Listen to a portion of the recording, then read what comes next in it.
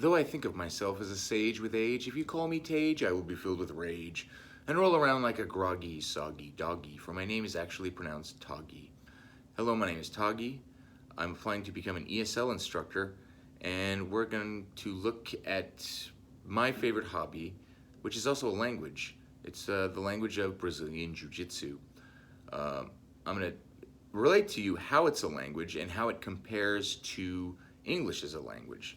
For example, in English, the English language is a form of communication. When we speak English, we want to get our point across.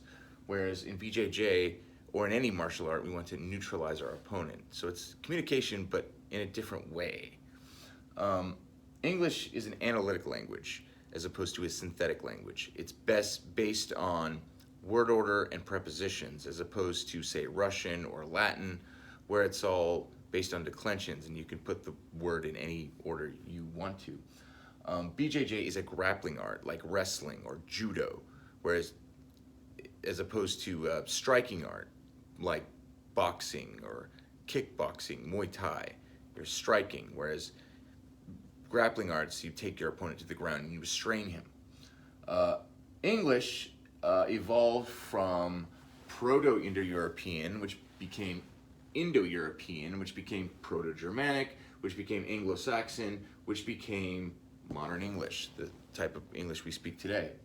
BJJ evolved from an older form of martial art practiced by samurai called jiujitsu, and it was a all-around, all-encompassing martial art involving weapons and striking and all kinds of things. It later evolved into jiu-jitsu, which was all hands. It means, jiu-jitsu, by the way, means the soft study or the soft way. That evolved into judo, which later became BJJ. You can think of BJJ as like a dialect of judo. Like the language of Brazil is Brazilian Portuguese. Now compare that to the High Portuguese spoken in Lisbon.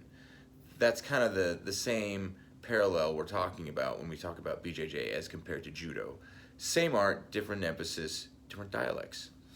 In English, we have tenses, past, present, future. In BJJ, we have positions. We have kesse, standing, guard, side control, and there's another one. I can't think of it at the moment. In English, we have questions and statements, whereas in BJJ, we have dominant and weaker positions. In English, we have nouns and verbs, people, places, and things, and actions. In BJJ, we have subs and escapes. We have words that we use to submit the opponent and words that we use to get out of a submission. They're movements involving the body and the other person's body. In English, we have an SVO word order, meaning subject, verb, object. BJJ is an agglutinative language. It takes all the weird, dumb subs and escapes and puts them together.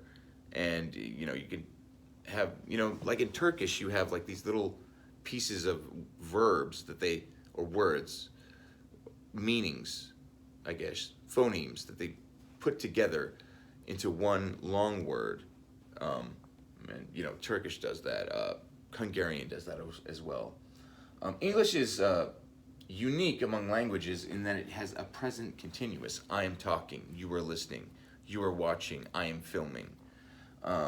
Whereas in BJJ, there's the guard position. The guard position is very unique, and you don't often see it in other grappling arts, like in wrestling. English has lots of Latin and Greek loanwords, whereas in BJJ, we steal most of our moves from judo and catch wrestling. To get good at any language is the same in BJJ. We have to use our mirror neurons. Only in language we use auditory neurons, and I would argue as well mirror neurons. Got to go over grammar, no frames in BJJ. Repeat the words and pronounce them. Repeat the moves and coordinate them. And always be humble. Always be humble, because you're going to eat crow. You're going to look stupid because, you're just learning. Just like